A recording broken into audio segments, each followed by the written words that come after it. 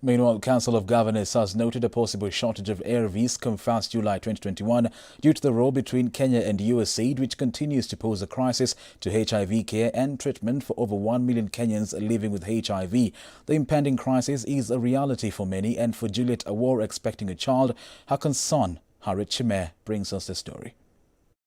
Despite the Ministry of Health and Kenya Medical Supplies Authority (KEMSA) affirming that ARV drugs, among other medical items, are being distributed to counties, Council of Governors contradicted the statement yesterday when they called upon the government to address a possible ARV shortage come July.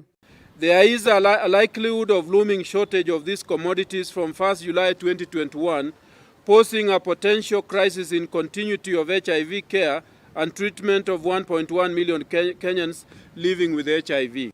In the crossfire between Kenya and USAID over distribution of the ARV drugs, those living with HIV are the ones getting the bullets, and many like Juliet Awor are in a state of concern and fear on whether or not they are safe. For example, the way I'm pregnant, I'm worried because if you're pregnant, automatically you are predisposed to infections. So that causes me anxiety. I am also worried because the ARVs for children, preventative ARVs, and the ARVs for children who are HIV positive are also in shortage. There's an acute shortage of that, and nobody is addressing that.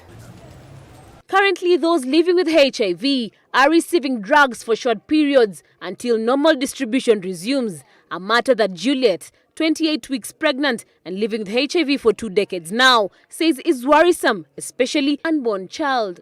So I am worried that will my baby survive? Will my baby, even if my baby will survive, will my baby get infected with HIV because of lack of these drugs? As a result, these are the questions that go through her mind. So we know and we appreciate the fact that they have in the pipeline plans to manufacture their own our own drugs.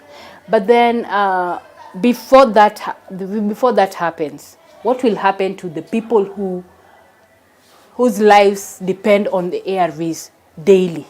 Recently, President Uhuru Kenyatta disbanded KEMSA board in an effort to solve the row. However, USAID has insisted it will not do business with the Kenya Medical Supplies Authority, saying some ARVs received in Kenya were sold and supplied to countries like South Sudan, Somalia, and in private hospitals, a medication that is supposed to be free. USAID insists that the remaining ARVs will not be released to KEMSA, stating that they are ready to distribute if it is through any other farm, suggesting a private company called Chemonix. However, Health CS Mutahi Kagwe says the government is planning to roll out local manufacturing of antiretroviral drugs to end donor reliance. But those living with HIV and AIDS ask, will they have to wait until they manufacture? Will their lives wait for that long? Juliet is among the many people living with HIV and AIDS who have had to endure reduced doses, particularly for children and unborn babies who face this threat. Reporting for Switch TV, my name is Harriet Chimer.